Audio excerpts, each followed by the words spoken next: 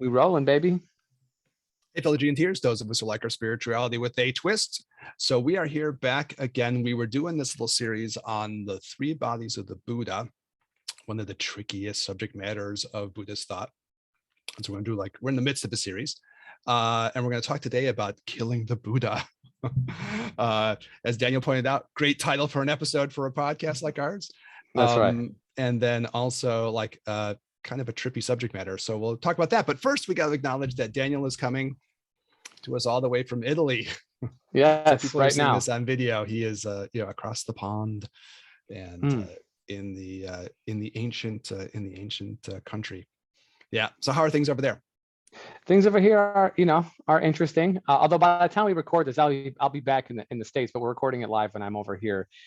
It's I haven't traveled outside of the country for 7 or 8 years, so it's been quite a long time. And very fortunate enough in my life and in your life, Eric, too, to be able to do some international traveling and see this beautiful planet that we're on and I don't know, get in touch with other cultures.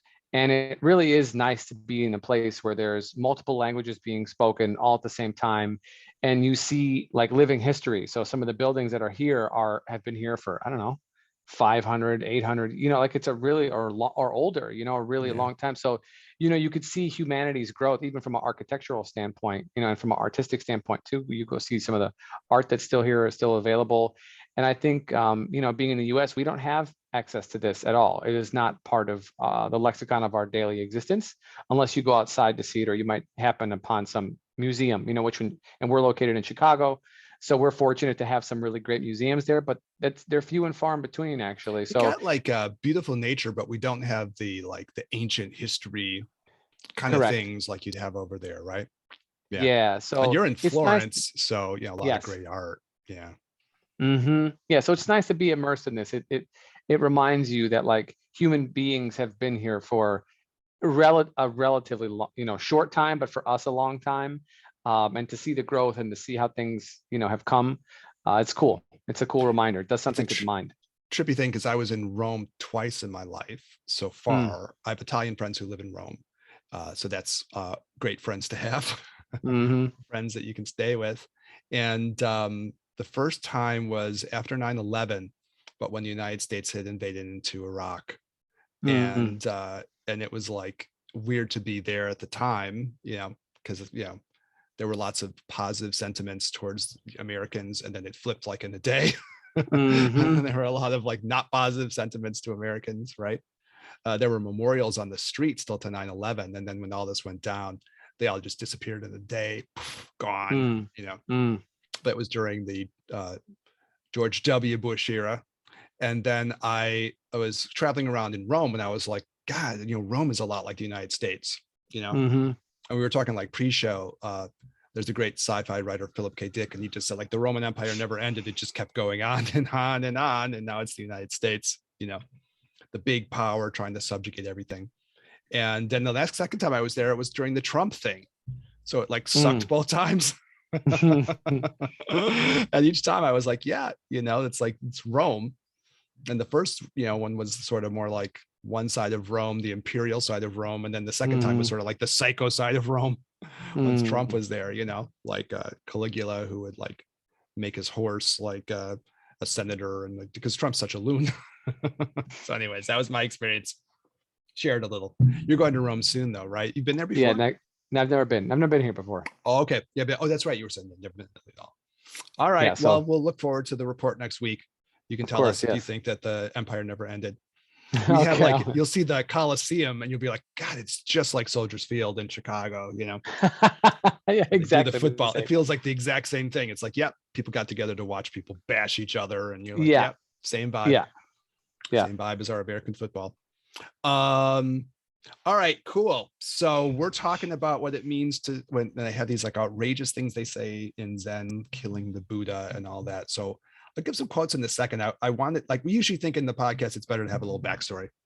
Yeah. It helps talk about how, people come to what they think and all that.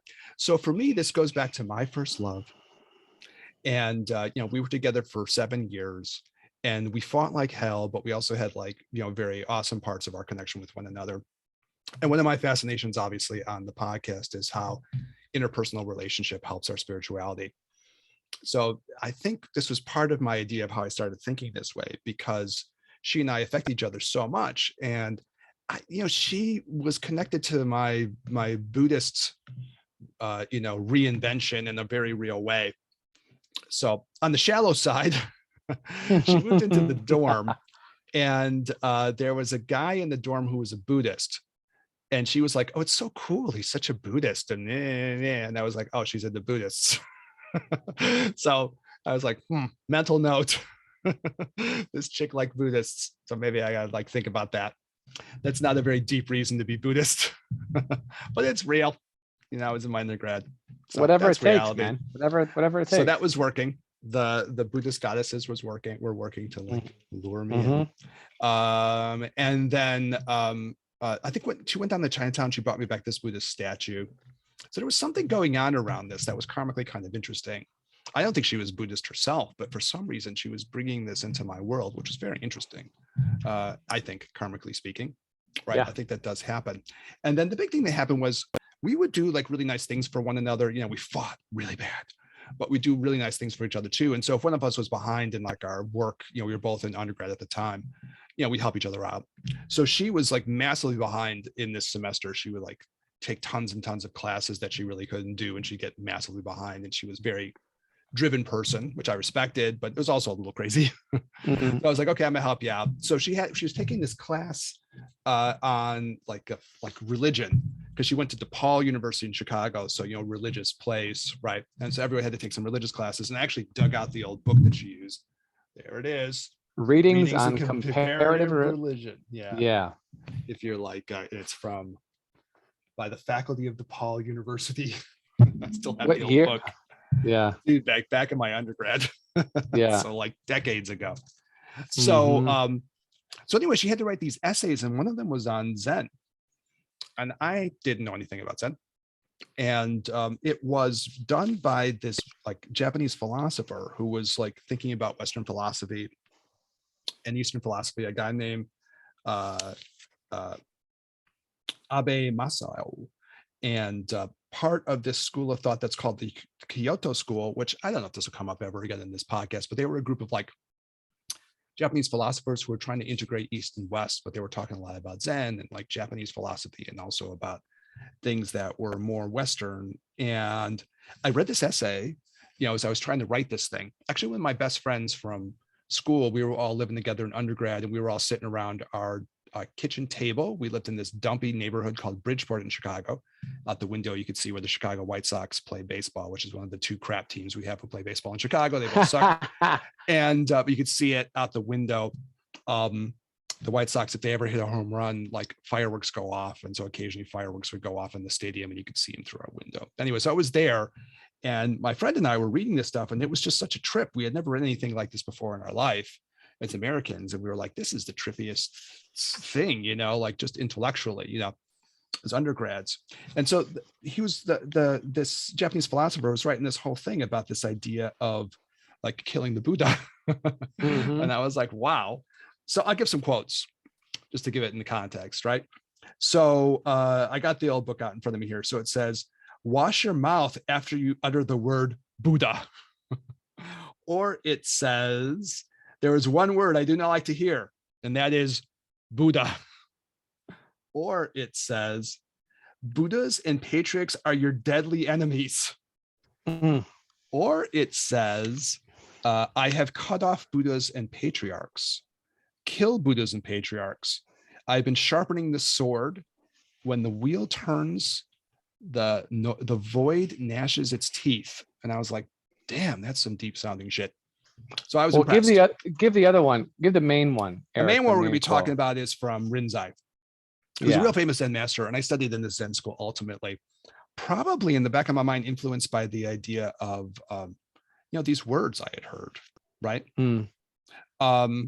So there's a long thing from Rinzai, famous Zen master, and he says this thing: encountering a Buddha, killing the Buddha; encountering a patriarch, killing the patriarch. Patriarchs are kind of like the Zen masters, right? So it'd be like encountering the Zen master, killing the Zen master; encountering an arhat, like a Buddhist follower, kill the Arhat, encountering a mother or a father, killing mother or father, encountering a relative, killing the relative.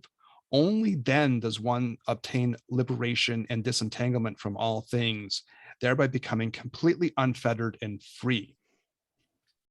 So it's, quite a deep little thing. It's very powerful, right? And I read this as, like an undergrad. I was in my like early 20s, and I was like, wow, what are they saying here, in this thing? And it really hit me. Obviously, they're talking in some ways, and we're going to go to how this relates back to the three bodies of the Buddha in a little bit. But reading it as like a young man in my 20s, I was like, yeah, they're trying to say something about cutting yourself away from these concepts of these things that are holding you back from freedom. That in a way, like holding Buddha in your mind is too much of a concept, or like a Zen master, or even your mother and father, or some other close person like a relative, ultimately can be a thing that will hold you back inside. And I suppose psychologically that spoke to me kind of deep. Yeah. There's also something kind of rebellious in it. And I kind of grew up listening to like the Sex Pistols and the Clash and stuff like that. There was a part of me that I kind of liked, like the aggressiveness and the rebelliousness of it kind of spoke to me too. It had a little edge on it. So I was like, ooh, I never heard it. Religion is kind of edgy, or like a philosophy or something like this. Yeah, this philosophy. So I was like, yeah, this has some edge. And I like the edge. I like the idea of like the sword being sharpened and the void gnashing its teeth, and like you meet the Buddha on the road and you kill the Buddha, or you meet something else that might inside of you hold you back. So that's kind of the idea behind the quote on a very basic level, right? The trippy thing in the essay is that he goes on to talk about, like, they were interested in this school of thought of comparing like East and West. So he took these things from, I was raised Catholic, and so were you, Daniel, right? So he takes these things from the gospel too, that go back to like the Gospel of Luke. And so here's the thing from Jesus. If anyone comes to me and does not hate his own father and mother and wife and children and brothers and sisters, and yes, even his own life, he cannot be my disciple. Jesus and Luke, which I can't remember anyone really making a big deal about that. I think they skip over that. When I was in church, that part was skipped. That part was glossed. They never did like a reading from the Gospel of Luke. And then the person's up there and they go, if anyone comes to me and does not hate his own mother and father and wife and children and brothers and sisters, and yes, even his own life, he cannot follow me. Amen. This is the reading of the Gospel of Luke. No, didn't happen in my church. And then all of the patrons get up, walk out to their cars, drive away, drive home. Everybody goes, okay, perfect. Lesson well taken, well understood. Yeah, they get into their Prius and drive home. They would probably have to do the collection plate before that part of the reading for that Sunday. So it was interesting because, like, obviously he was, this Japanese philosopher was just from Japan going through these, Western things, and he could find the equivalent sayings. It's not the ones that we use a lot, but he could find them. So Jesus has another one like this. He says, truly I say to you, there is no man who has left house or wife or brothers or parents or children. Truly I say to you, there is no man who has left house or wife or brother or parents or children for the sake of the kingdom of God, who will not receive manifold more in this time and in the ages to come eternal life. So he's basically, it's kind of a similar point happening, where it's kind of like this idea, like, well, all of these things will potentially be the things that will kind of hold you back. This is similar, Eric, to a story I've given once before, but it fits here. There's a guy. He's I don't know. He's an Indian of Indian descent, and he became a monk. Don't ask me what tradition he was in. I don't know, but his given name that he took after the monastery was Dandapani, and so he goes by. He's a kind of a spiritual teacher, Dandapani, and he has meditation courses and something like a Sadguru or something like this. And not familiar with him, but okay, yeah, I get the right, the vibe.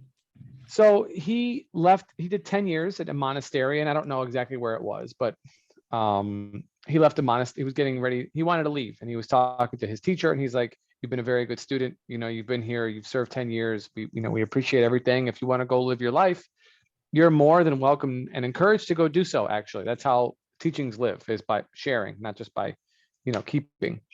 And he said, well, I wish you good luck. His teacher said, I wish you good luck. However, I only have one request of you, besides keep up your practices and things like this. Don't move back to your hometown. Mm. And he said, well, why not? And he said, well, the reason being is that the people who know you will pull you back to the place that you were at before you came here. I don't care who you are, because they don't see you for the person that you've become. They see you for the person that you were. And those emotional attachments run to you deep from the beginning of your life. And they will undo all of your training, no matter how much you think that you've changed. And so I feel like that is a real tangible kind of lesson from a contemporary being. A similar kind of vibe, right? A similar kind of idea going on. Mm-hmm. I can't remember. I think in the Bob Thurman episode that we did, with him, he talked about like going back to New York, where he came from. And that was just hard for him, because all of a sudden he was around all these people who didn't know him as this like Buddhist monk wearing this Buddhist attire, trying to be this other person, right? And I'm like, and even if you go back, I mean, he did, leave his first wife, right? And his kid. I mean, he did that thing. I mean, as he described it in the episode, he didn't want to. He wanted them to come along with him on where he felt like he needed to go. He invited, they probably had the resources to do it, but it wasn't her inclination, right? And so they separated.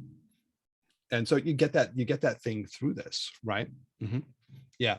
There's probably like, if you go so I'm gonna say like that part has to do with like mothers, fathers, relatives, people who are the people that you grew up with. Yeah, I think there's parts of like Rinzai's talking about that, right? Those the view that those folks have of you will probably be potentially become an obstacle, right?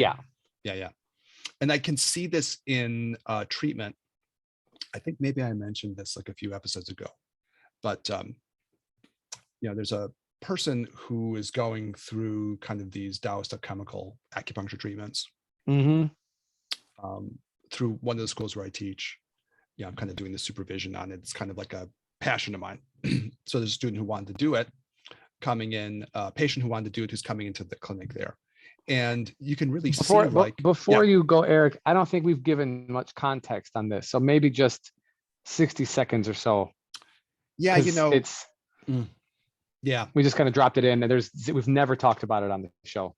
We'll probably have to have a separate episode, like to really do it justice. Oh, for sure. Oh, I'm running it right now on 2 people. So it's kind of like so when I got into the Chinese medical world, it's a funny world to be in, because you could spend a lot of your time like trying to fix people's irritable bowel syndrome, or trying to fix their diverticulitis, or trying to fix their figure it out, whatever, hot, whatever. Cold feet, difficulty staying asleep, all the issues, urinary incontinence, pain in their shoulder girdle.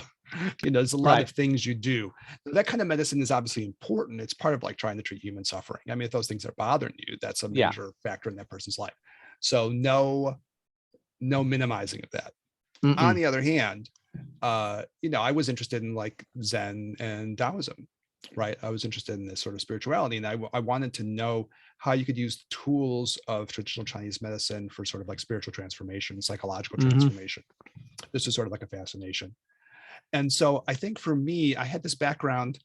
The Zen school I was in was very Taoist, like I've talked about before on the podcast. And so I started working on these things, and I learned from different people within the Chinese medical field around this. I had a doctor I studied with from China, Master Shangli Wang. I studied things from Master Jeffrey Yuan, who's kind of a very important person. I went through the Taoist classics. I looked through, the Zen things that are relevant. It was just sort of a big project of mine over years of working on this. And that's actually part of our relationship and friendship, because we got to know each other around this stuff too. So it should be kind of a thing of like, you had an interest, I had an interest, we started sharing this interest. And so it's sort of a series of acupuncture protocols that can also have herbal things with them that you can kind of do in stages to kind of like mimic meditative experiences, kind of, right? That's kind of what it's about. And it's staged, so kind of trying to match the kind of stages a person might have in their own personal kind of journey and experience, but sort of trying to use the acupuncture to be a little bit triggering of those things, right? The same way you do in a lot of times where you have meditations that are progressive, you kind of walk through steps, right? And so it's trying to capture some of that and give people kind of the taste of these experiences. And a lot of it's very cathartic and life-changing, So Mm-hmm. to me, I don't know, that was an important time in my life. And it was around the time we were getting to know one another too, where this was sort of coming to a fruition, at least for me. Mm-hmm. It was like coming to a place of interest for you. And we shared a lot of passion around this set of interests, Mm-hmm. platonic passion that we shared. Um, Yeah, that's for sure. yeah. So, but it was like sort of like what kind of bonded us in a way. We both had Yeah, this without interest a of doubt. how do we use this field to Yeah. psychospiritually help people. So that's kind of the gist of it. Yeah. Mm-hmm. But the thing is, like, when you go through something like this, and I can definitely say it was true for me going through my Zen things and like at different times in my life, where the people around you, it's threatening for them. Yeah. It's very threatening. You start to change, sometimes in ways that they're not entirely comfortable with. And Mm. even if someone that you know and love just changes, period, it's still threatening, even if it's positive, Mm-hmm. because where's this person I used to know? They're disappearing Yeah. before my Yeah. eyes. Or sometimes the conflict is deeper. Like there's real, like, okay, you like this old version of me, but this new version of me, you're not that into. And we're going to have some conflict around this until you adjust to this new version of me. Mm-hmm. Definitely can say I went through these things. Yeah. Yeah, we've definitely talked about this before, coming off retreat or something like this, coming up, even, yeah, that's usually when it is. I was gonna say maybe off of vacation too, but usually not. It's usually when there's you're changing some of the software, that people can, there's a resonance to it that's like, someone's like, something's different. And instead of Yeah. inquiring nicely, what's different, I'm going to argue with you. I'm going to try to suppress this development in you Yeah. with every mechanism I can think of. Yeah. To Yeah. stifle So this. anyway, Yeah. so your patient, so you're running this Taoist treatment on your patient, you were saying. I was just saying, like, like in this case, it's a person who's hitting up against this, where the Yeah. people in their life are like, kind of like, Yeah. no. Yeah. And you can see for them, they're like, no, there's this new person in me that has to come out, Mm-hmm. and there's conflict, and I empathize. And that's Rinzai, or what you were talking about. This, this teacher was giving his advice to this student who was going on his own way now, right? Yeah. Yeah. Yeah. So that's that part of that. I mean, like, as far as it goes, again, we share on the podcast. My uncle passed away over the summer, and I was doing a lot of caretaking around him with my brother. And my brother and I got to be closer over the summer because we finally admitted to one another that, like, the changes between the two of us caused problems in some level. I changed as a person, and this caused problems. He changed too. So it was a both sides thing. I'm not going to say it was just him. Sure. It was both of us. There were ways that we had to admit to each other, like, each in our own ways. We probably were slightly judging one another. We probably slightly had, like, whatever our own things were towards the other person. Some of the stuff we imagined, which was interesting. Some of it was just, I thought you had more against this than what you do. So we straightened that part out. But other parts were like, yeah, and there had been sort of a tension, I think. Whenever I would bring up anything that had to do with, like, the spiritual parts of my life, my brother would immediately change the subject for like decades. So I was like, dude, that's the reason I stopped talking to you. Because I felt like the things that were the most, I mean, we still talked, but we never broke up or anything, but we lost the intimacy of our relationship with one another, around that issue. Because the things that were most important to me, you don't want to talk about, because they make you uncomfortable. So anyways, that's that thing. So that's the part about, like, encountering mother or father, killing mother or father, pretty strong language. Encountering a relative, killing a relative. Only thus does one attain liberation, disentanglement from all things, thereby becoming completely unfettered and free. So that's that part. The other part is really interesting because it's a little bit more conceptual, right? It's the idea of the Buddha or the Zen master or whoever, that holds this image in your mind, right? That ends up in a way like becoming an obstacle. I mean, that's an interesting thing too. And it's kind of cool that they go there, So the idea would be even the Buddha that you hold in your mind, or, I don't know, if you want to go farther, the Jesus that you hold in your mind, or, the Muhammad that you hold in your mind, like, might be a problem. Right? It might ultimately be a problem for you. And you have to, like, transcend those things.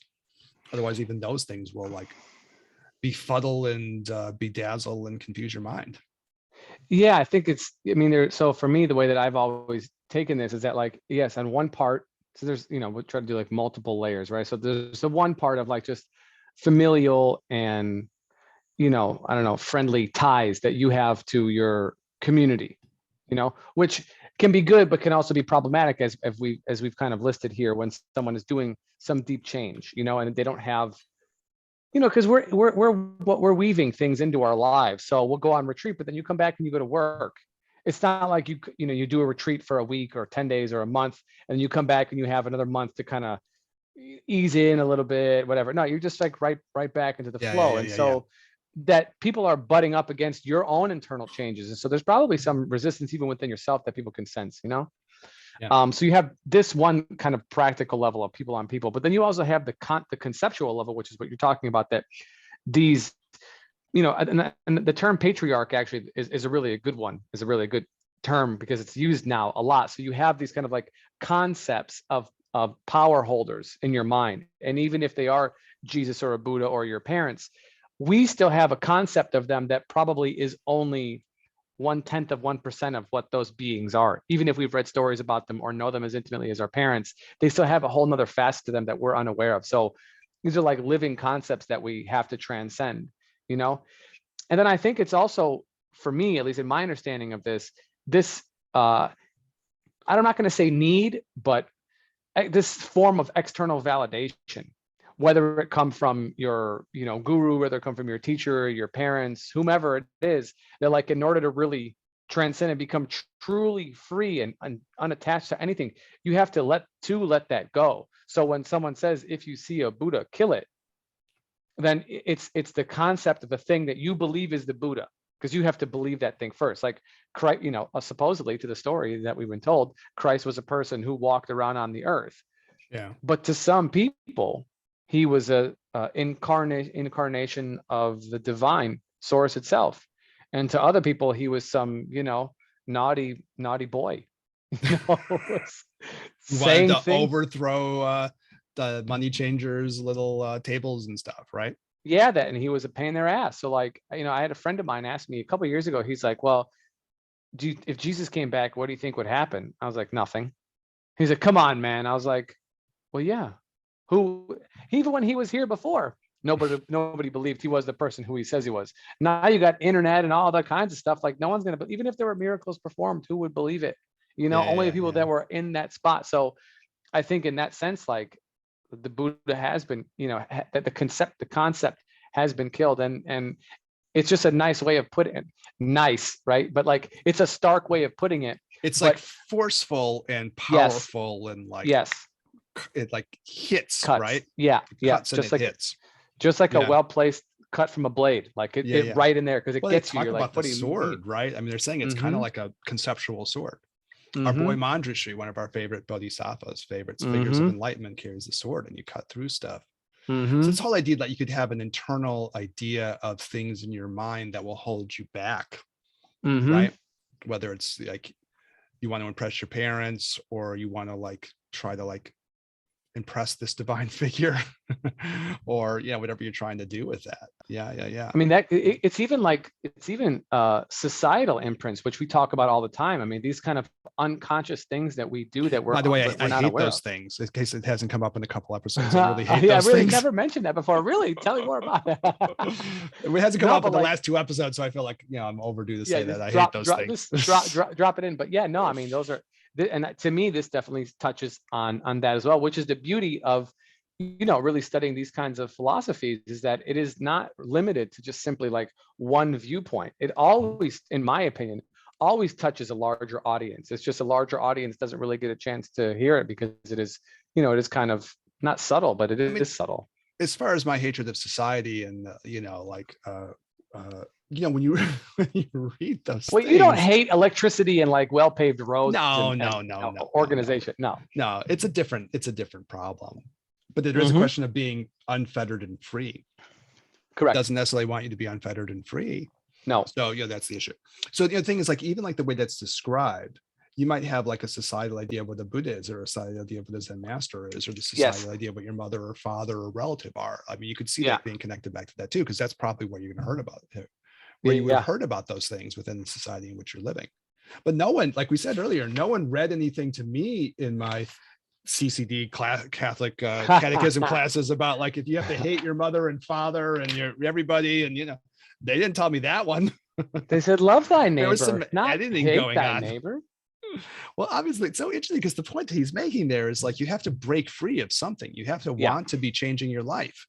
And so you have to look at your life and say, I want to change.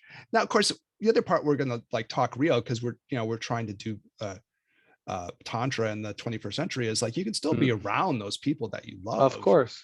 You're just going to transform Tantra, your relationship to them, right? And one of the the Tantra tools is to go through and see your loved one as like a divine figure as a meditation, right? And it changes your feeling of being with them, even if they're acting the same. It changes your relationship to them by doing that, right?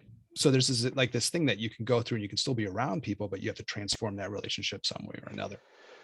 Eric, there's a story of this monk who was not an intelligent monk, not one that they could give books to study, but they had him greet people at the front of the gate. This was in this book that I read, and I don't know if you know the story or not, but he was kind of we'll call him simple, for lack of better terms, but he might have had some handicap. I don't know. There's a real person. I forgot his name, so apologies to whomever this is, but thank you for reminding me of you in the story.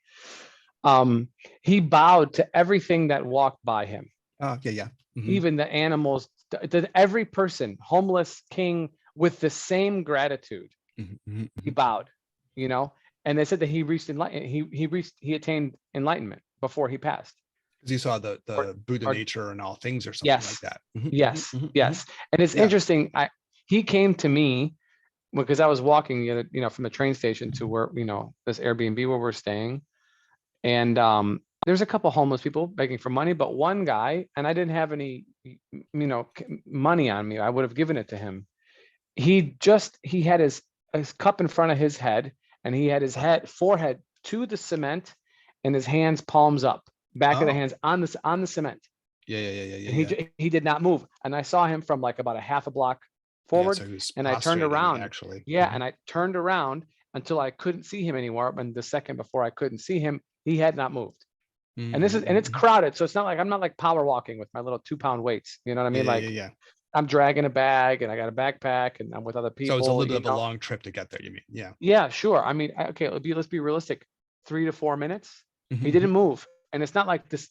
Cement was just power washed. These are old cobblestone ground that's been here for at least hundreds of years. You know what I'm saying? And he didn't move his face. It just reminded me of this kind of like, deep bowing to the deep Buddha nature, or the deep Christ nature, or the deep soul, whatever, in everybody, and seeing your partner in that way, in their highest form, or even higher, is a practice in doing that. I mean, you could do a visualization like that, which I think you really should do if you're doing like the kind of Buddhist Tantra that sometimes we go back to our home base, but it doesn't have to be that at all, where you can just kind of look into everybody's chest and just see like the divine light there.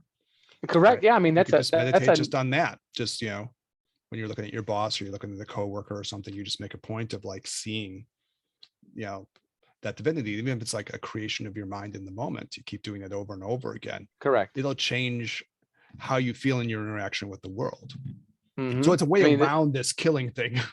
Right. Yeah. You don't have to kill them. You have to but it is in a way a kind of a killing, in the sense that you're going through and you're saying, okay, I'm going to drop my conception of this person. Correct. Regardless of what they're doing, I'm going to drop my conception of this person, and I'm going to see them in a new way. So I've been killed my internal image of who I think they are. That's just that you're killing you're killing the relative concept of their self-identification. Yeah, something like that. They're still going to be who they are. That's funny.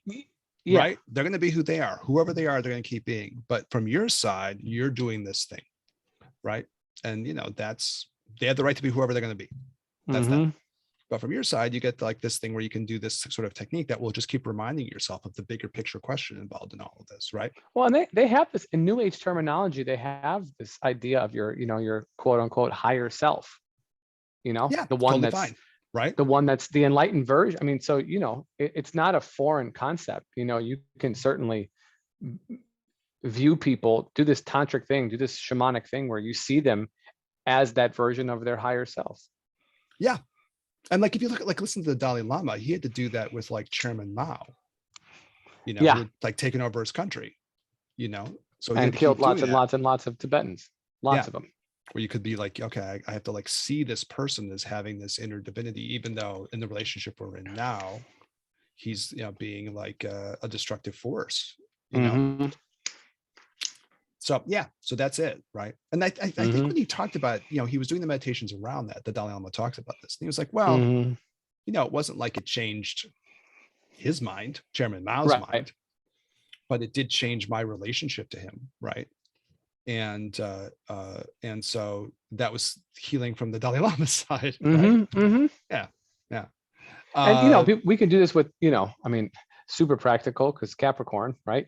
Mhm, You could do this with your coworkers. You could do this with difficult family members. mhm.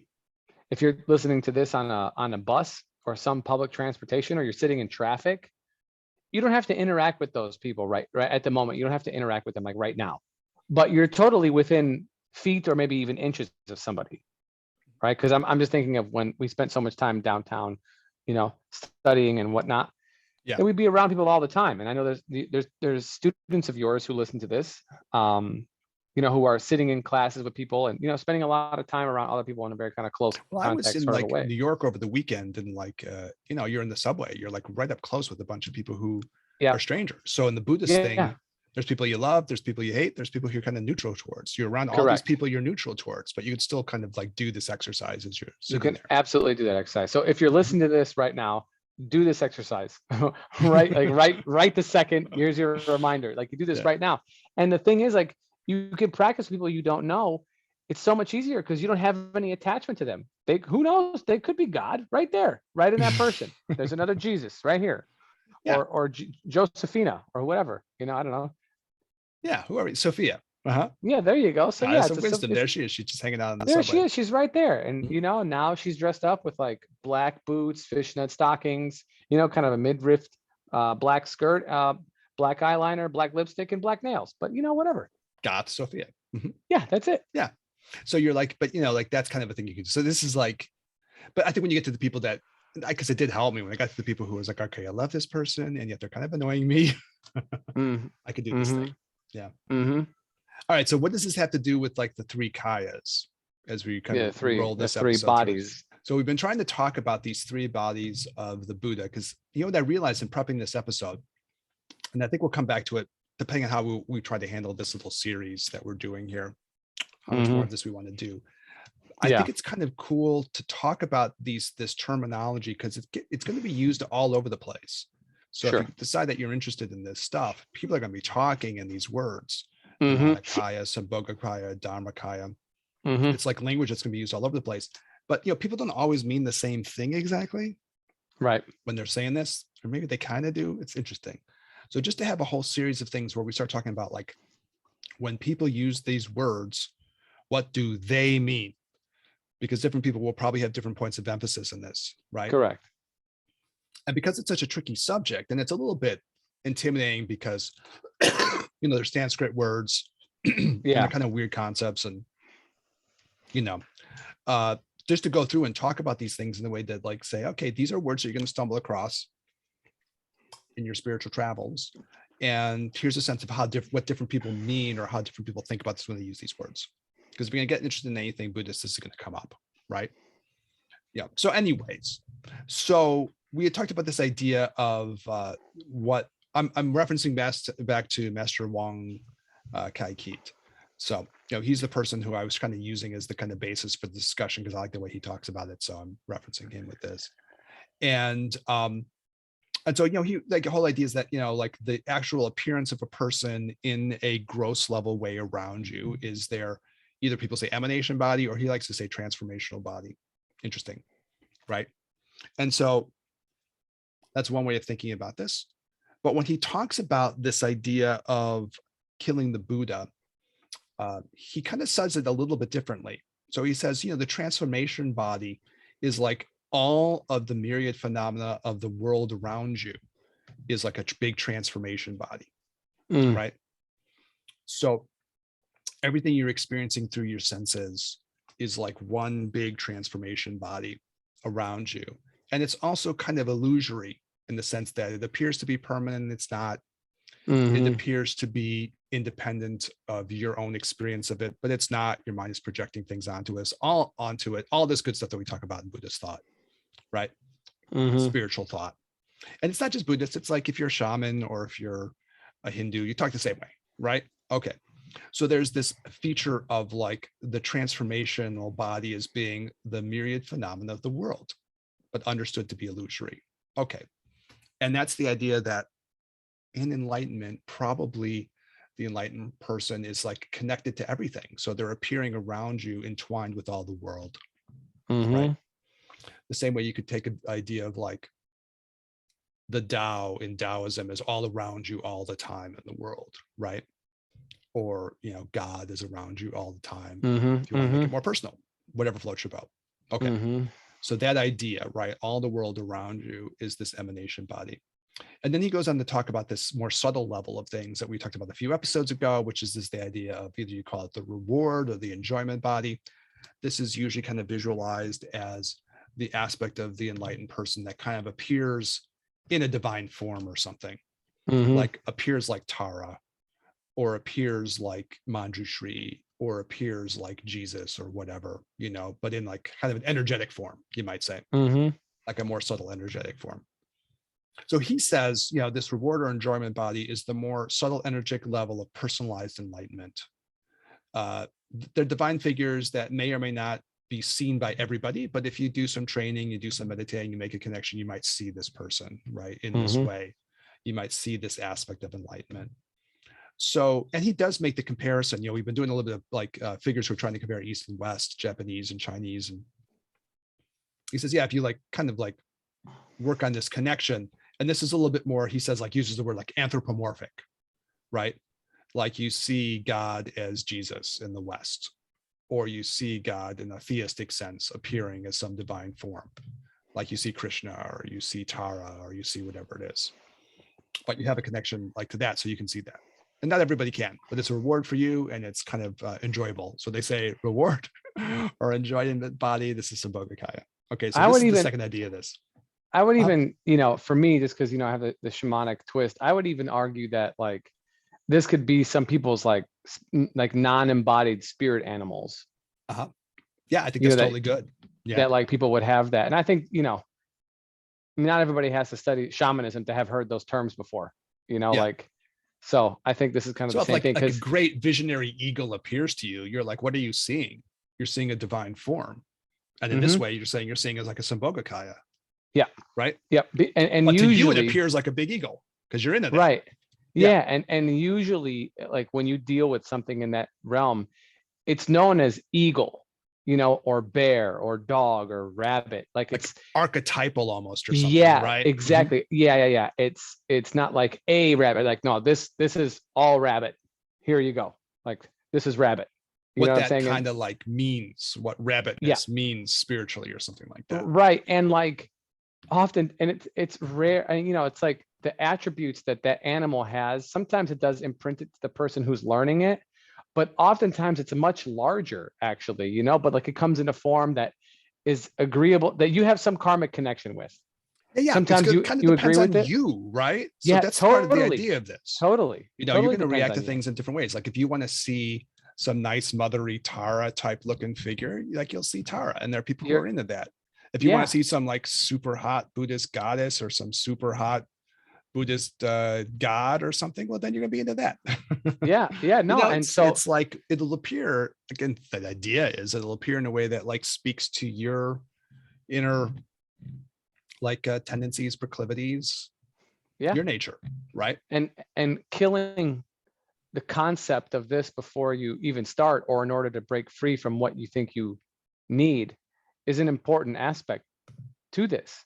Because I will say, from, you know, teaching the shamanic course now for the last, you know, whatever 8 or 9 years, it's the acceptance that this is here for somebody, you know, or that whatever someone is seeing in these states, these kind of like meditative states, that they're not making it up, that this is real for them, you know. But like whatever comes for you, is designed right for, it's designed right for you. I can't make this up. It's your kind of thing. Yeah, like And one of the things that's happened for yeah. people have a hard time letting go, of like looking something up online. Oh, I saw a dog. Let me go look up what dog means. It's like looking up a dream. Of course you can do it, but like that might not have the meaning for you that this thing actually has if you just simply interact with it versus putting your conceptual mind immediately on it and starting to break it down. Like, leave your meditation, leave your experience with this raw material and let that come up, and don't be conceptual about it. Allow this to kind of like permeate through your life, as opposed to just putting on definition upon definition upon definition. Yeah, I think like I've gotten more and more. I was talking with a friend of the show, Justin Key, today, and I've gotten more and more through doing this podcast. You just get more. You probably get this just through experience in general, but this thing in particular gets you more and more open-minded, because you just start to get to the attitude of like different things work for different people. Yeah. Right. Which you sort of Yeah. know. But the more Yeah. you talk about it, and we've interviewed different people about this, and and we talk with one another, and we share different traditions, you start to get this thing of like, yeah, different things work for different people. Yeah. Different people will connect to different things in different ways, and that's Yeah, for very sure. comforting. Yeah. Yeah. So okay, so when he gets to the biggest part of this, we got three bodies, right? This idea of Nirmanakaya, emanation, transformation. This idea of Sambhogakaya, reward or enjoyment. Bob Thurman points out this is related to the word for orgasmic too. So sometimes like more than just enjoyment, bliss. Sometimes they'll use bliss for this, right? And then you can get to the point of talking about what's called Dharmakaya. And the point that Master Wong is trying to make here is that this aspect, you can call it the truth body or reality body. How you want to translate Dharma is always complicated, right? I think he likes to use the word spiritual. But anyways, this is the ultimate ground level cosmic reality. Undifferentiated, formless, blissful. If you're a Taoist person, you get kind of close to Tao there or something, right? But this is the kind of ground of everything. And this thing is secretly everything, right? Around you, right? There's certainly like a line of spiritual thought that goes this way for sure. Everything around you is just this pure ground of being. That's why Bob Thurman says in his book, cheer the fuck up, because you're like swimming in a sea of bliss. Even though things, of course, like are serious in other ways, you don't want to be minimizing. Okay, anyways. So this is kind of like an ultimate goal in Buddhism, to experience everything kind of like that. And also to experience that our deepest reality is that too, right? So this is this kind of reality body thing. So then when, Master Wang is getting to the point of talking about this thing from Rinzai, his way of talking about this, which is how we got into the episode in the first place, which is, interesting, is this whole idea that what all this killing business means is that you want to transcend all that relative stuff. You want to transcend the Nirmanakaya part, even though that's cool. You want to transcend the Sambhogakaya part, even though that's cool. And you want to get to the deepest reality part. That's the Dharmakaya reality of everything as this pure sea of undifferentiated bliss energy or something. And cosmic reality is this undifferentiated thing without any form at all, this part. And so this is the way he talks about the meaning secretly behind this thing. You kill these relative concepts, even the ones that are kind of nice, Nirmanakaya, Sambhogakaya, so you can find your way back to this deeper level of reality. And, that's a powerful idea, right? As a way of talking about this. So this is sort of, I had in my mind doing this because we were talking about these three kayas, and I was like, okay, cool. So he's talking about this idea of killing the Buddha and all this kind of stuff. Well, what does that mean? And you can see it has multiple levels of like possible meaning, which good stuff is like that. It like hits in different ways, right? But in this case, the idea is like, okay, there's all these relative levels of things. So, but when they say like, kill the Buddha, they're saying like, get to this ultimate level of things. Don't get trapped in these more relative things until you can see this ultimate level of things. And that's his point of the story. So anyways, that's a little exploration of like a little koan around these three bodies. But I thought it's a cool way to present it too. Everything around you is Nirmanakaya. If you have a vision of Tara appearing, or Jesus, or the Mother Mary, or Krishna or something, you're experiencing a Sambhogakaya, right? When you get to the pure undifferentiated level of reality, then you're experiencing this Dharmakaya. And in some ways, it's good to be able to experience that ultimate ground. And to do that, you have to kill these other things. Cool way of talking about it. All right. So that's my bit on it. No, I love it. Yeah. I probably have to go in Yeah, the no, sense that I got like a 10-year-old son who's coming home. No, Make that's sure he that's finds his okay. way home safely. Based on where I'm located in the world, it's time for me. It's probably bedtime too, so you can get up early tomorrow and enjoy the art of Florence, right? And that's right. Enjoy. I'll be in the enjoyment body. You'll be. You're gonna bring the enjoyment body right down here. That's You go it, see man. the David statue?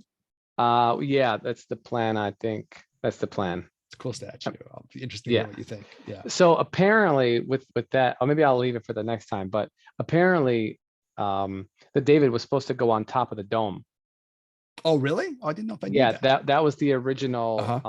That was the original. Michelangelo had that planned, which is why some of the features in the David are so kind of like overdone, and others are not so overdone.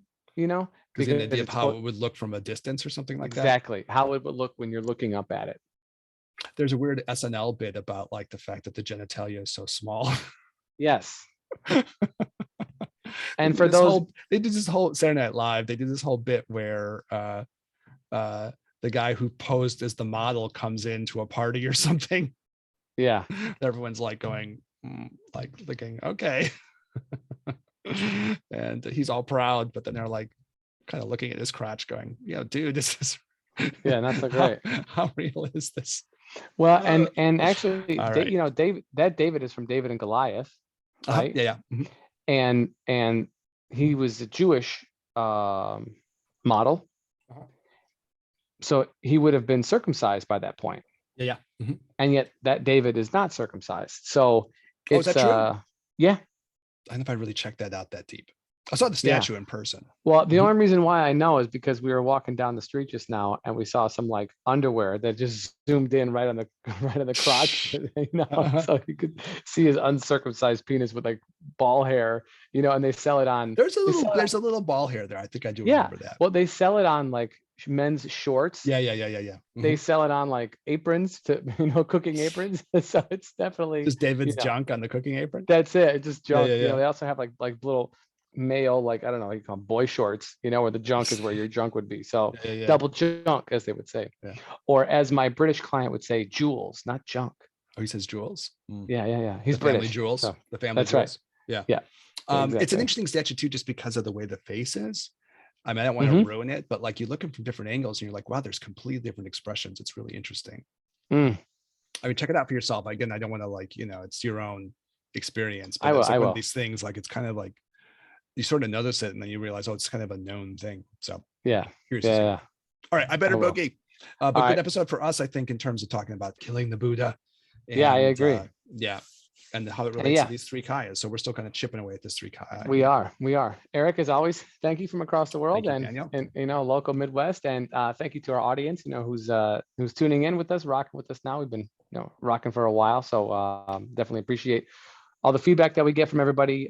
Hit us up on Instagram at Gin and Tantra. If you see us on the video on YouTube or something, hit that like, subscribe button, share with people, whether it be your social media or just spam them with text with some episode links. That always helps out. If you want to hit us up, you can leave a comment on the YouTube channel. You can leave a review on the Apple Podcast, which is probably about half our listeners at this point. Or you could send us an email at ginandtantra@gmail.com. We do check. We do love to get feedback from folks on, just whatever you've been enjoying, or, something you might want us to cover, or questions you might have on, expanding on the material in some way, or some references or something like that. We always love to, give this kind of information to people because, it came from somewhere. So might as well go back to the source when you can. Everyone love. That's right. For Eric, this is Daniel. We'll catch you on the next one. Peace.